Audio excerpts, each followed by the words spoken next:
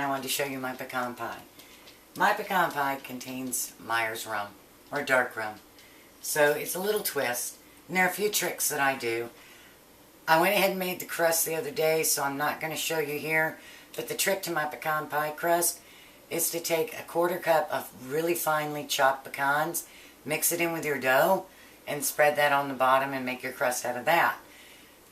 If you do that, what will happen is it will suck in some of the sugars, and it'll take that bite of sugariness right on out of your pecan pie. So I'm going to post the recipe below, but it's basically chopped pecans, eggs, dark brown sugar, light corn syrup, salt, dark rum, and butter. So I beat my eggs, I've added my brown sugar, my salt, my caro, and my rum. Mix that up until all the sugars are dissolved.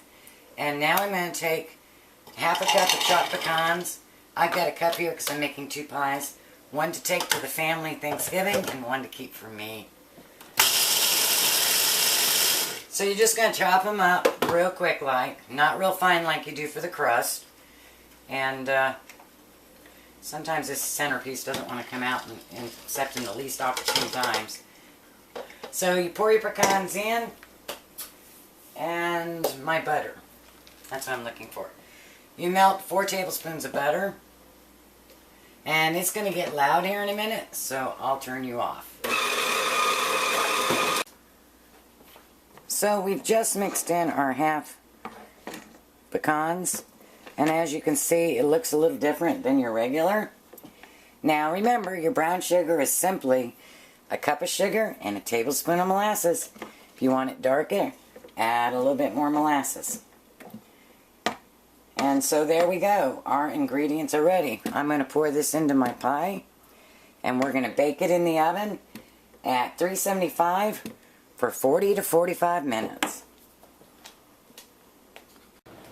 So I'm getting ready for the last step after the pecan pie comes out and cools down. Now what we're going to do is we're going to make a topping.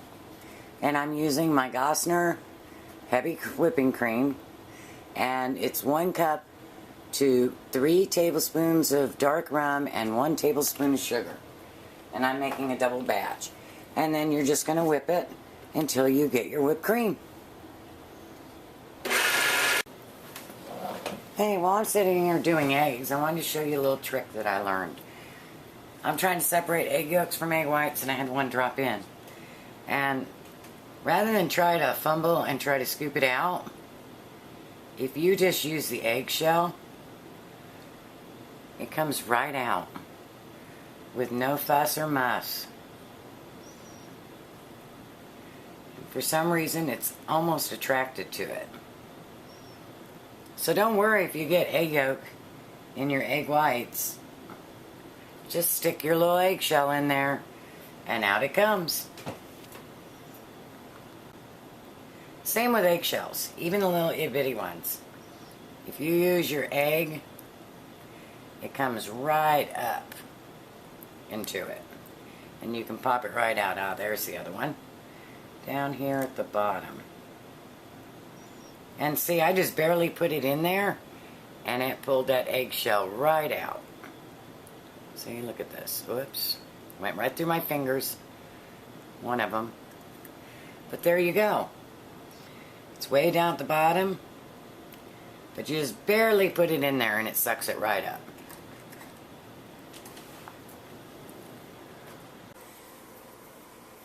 This is my pecan pie, this is my pumpkin pie, and I'm in the process of making lemon meringue pie.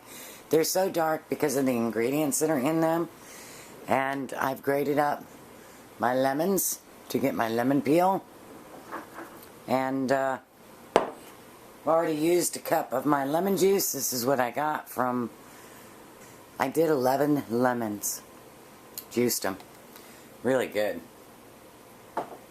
And there we go. I had difficulty getting my whipped cream to whip, and as you see, it went past the cream stage and started buttering. So what do you do when your whipped cream goes too far? You make sweet butter out of it for breakfast. So I've got me my diaper towel here, And I am going to put it in a bowl and dump my butter into it.